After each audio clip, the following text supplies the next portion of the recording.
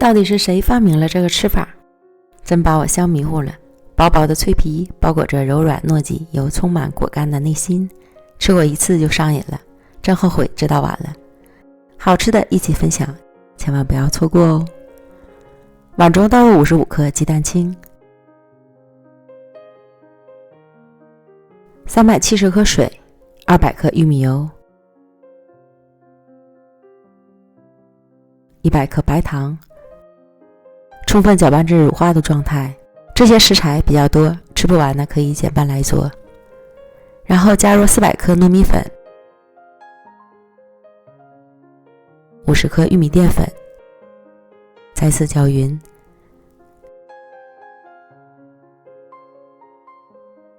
最后搅拌成细腻呈流线状的面糊。准备好模具，先倒入1/3的面糊，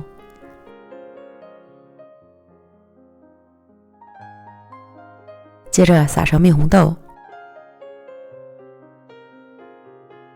葡萄干、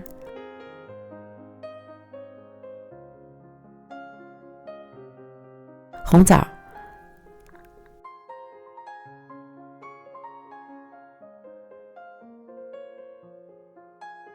送进预热好的烤箱，上火200度，下火160度，放中层烤10分钟定型。然后取出来，再倒入剩下的面糊，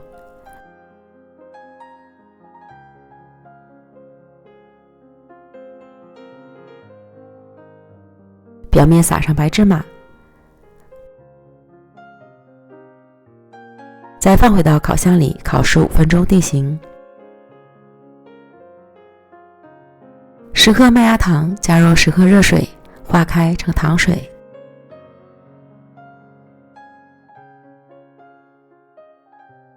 烤定型后取出来，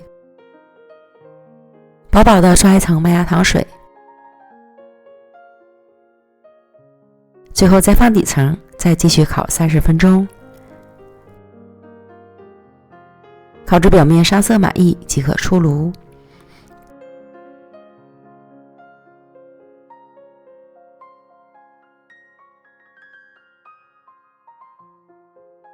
脱模，放置完全凉透后，再根据自己喜欢的大小切块，美味继承。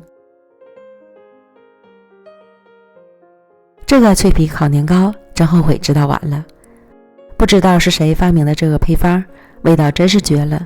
薄薄的脆皮包裹着糯叽叽又香甜好吃的内心，吃上一口就上瘾了。